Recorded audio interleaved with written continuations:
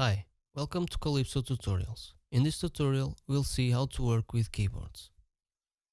Calypso has its own virtual keyboards. To use them, all you have to do is to use keyboard action. Let's call it in our login input. Notice that you can choose between alphanumeric, numeric, calendar, time, etc. But when your target is an input box, you can use the auto keyword. It's particularly useful because you don't need to specify anything. All parameters, including the keyboard type, are inherited from the target input. So, even if you change the input type, the keyboard action will automatically adapt. Notice that this action can be called from any control, so you can create a button and call keyboard action and specify the target input box. Let's try it out.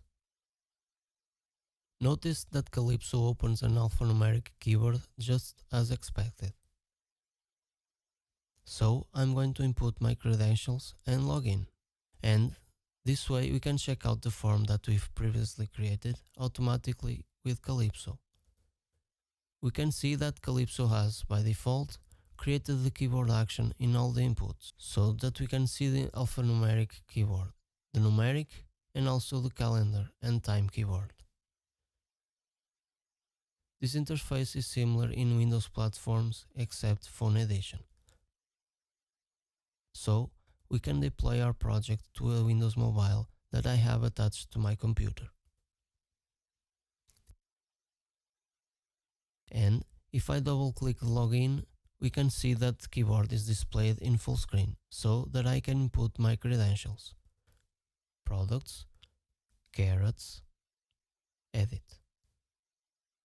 Double click and again the alphanumeric keyboard, numeric keyboard, and the calendar and time keyboard. So the same interface that we've seen before in the simulator. But there's another way to manage virtual keyboards. You can call the device's virtual keyboard, which is best known by software input panel. In my input password, I'm going to set it to on when the control gets focus and off when it loses. So set zip on, and I'm going to set it off on lose focus. Let's try it in a Windows Mobile device. No need to generate data file. So as you can see, I can input here my credentials either by double clicking or typing. And when this field gets focused, the operating system keyboard opens, and when it loses, it closes. It's also possible to capture keys pressed in the virtual or physical keyboard. The first step is to make sure it's configured in the terminal associated with the project. We can go to our project properties and edit the terminal. Access the Keys tab and notice that the devices on these lists have definitions for all these keys. The left column has the key code and the right has the ASCII code returned to the operative system. To know the ASCII code returned by a Windows CE mobile or desktop, launch the Keys application located in your Calypso folder. I'm going to go to my Windows mobile device, access Calypso folder, and here's my keys application. Let's look how it tells me the information about the key I've just pressed. I'm going to press the enter key, and as you can see, it displays me the ASCII code of the key I've just pressed. In this case, 13. For other devices, you need to do it in a different way. You need to add the key pressed event to your first form and output the value of the keyword key pressed with a message box. Basically, there is no keys application available for Android. Let's do that test in our project. In our first form, actions, we need to add the key pressed event. And now we are going to output the value with a message box. And the value is going to be the content of the key pressed keyword. Now, if we try it in the Android device,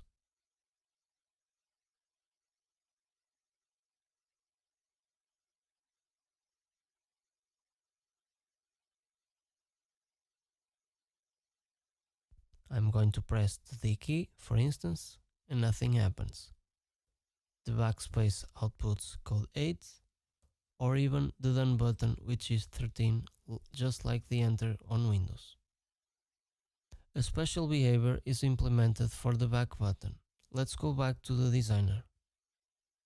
This button can be captured in the X button click event of the form, which corresponds to clicking the left button. So, in your actions, you have the X button click event. Now that we know how to know which ASCII code is returned by a key, we can capture it. Since we no longer need it, I'm going to comment the message box. Now I'm going to add the enter key to the login input. Actions, enter. Let's say that when this key is pressed, we set focus on the password input. In the password input, we also add the enter key event, but this time we execute the click event of the login button.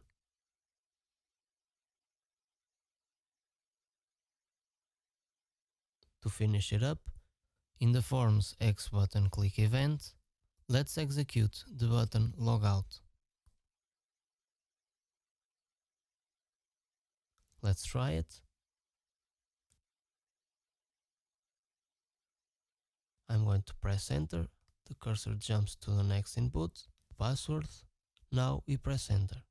And now we are on the menu plane. Now look what happens if I press the back button.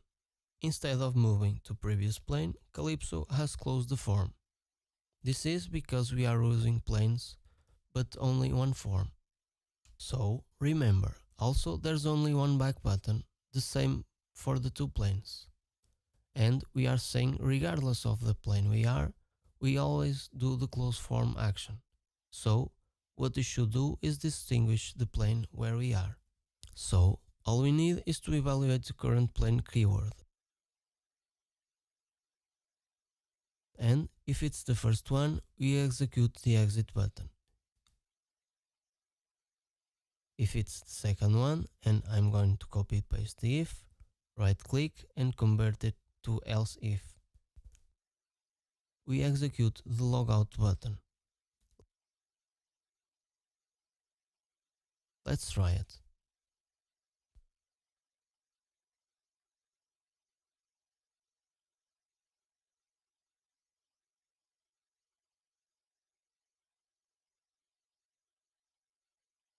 Congratulations, you've concluded the tutorial about keyboards.